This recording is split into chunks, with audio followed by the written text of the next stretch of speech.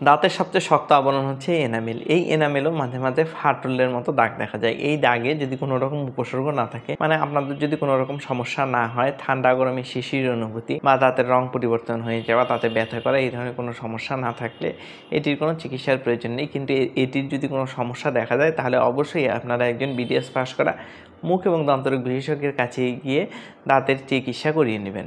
সাধারণত 5টি কারণে এনামেলে ফ্র্যাকচার লাইন দেখা যায়।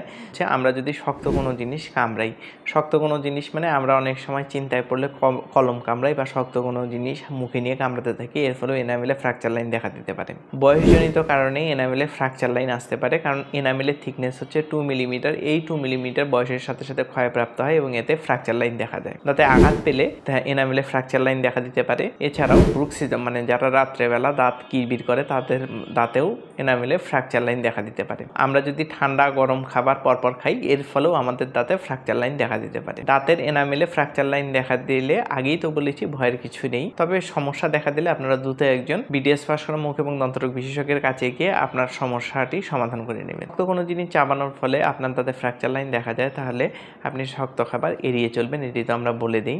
এবং রাত্রে ঘুমের সময় যদি আপনার দাঁত কিরবির করার অভ্যাস থাকে বা দাঁত কামড়ানোর অভ্যাস থাকে, সেই ক্ষেত্রে আমরা এই ধরনের রোগীদেরকে নাইট গার্ড ব্যবহার করতে দেই, যাতে দাঁতগুলো প্রোটেকশনে থাকে এবং দাঁতের কোনো ক্ষতি না হয়। ঠান্ডা গরম খাবার সময় পরপর ঠান্ডা গরম খাবার খাবেন না, একটি গ্যাপ রেখে খাবেন, এর ফলে থার্মাল এক্সপানশন হবে না, আপনার এনামেল ভালো থাকে। এরপরেও আপনার দাঁতে যদি কোনো ছোটোখাটো সমস্যা দেখা যায় তাহলে অবহেলা না করে দ্রুত একজন বিডিএস পাস করা মুখ এবং দন্তরোগ বিশেষজ্ঞের কাছে গিয়ে আপনার মুখের স্বাস্থ্যটি চেক করিয়ে নেবেন, যাতে কোনো সমস্যা থাকলে সেটি শুরুতেই ভালো করা যায়। আপনার হাসির সবচেয়ে বড় অস্ত্র হচ্ছে আপনার দাঁত, আর এই দাঁতের যদি ক্ষতি হয়ে যায় তাহলে ফোগলা দাঁতের হাসি কিন্তু ভালো লাগবে না।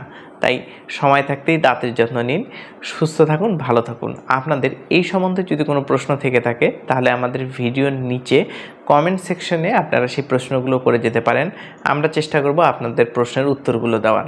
এই ধরনের টিপস এবং ট্রিক্স আপনারা যদি জানতে আরও চান তাহলে আমাদেরকে ফলো করুন, লাইক দিন এবং শেয়ার করে আমাদের পাশেই থাকুন।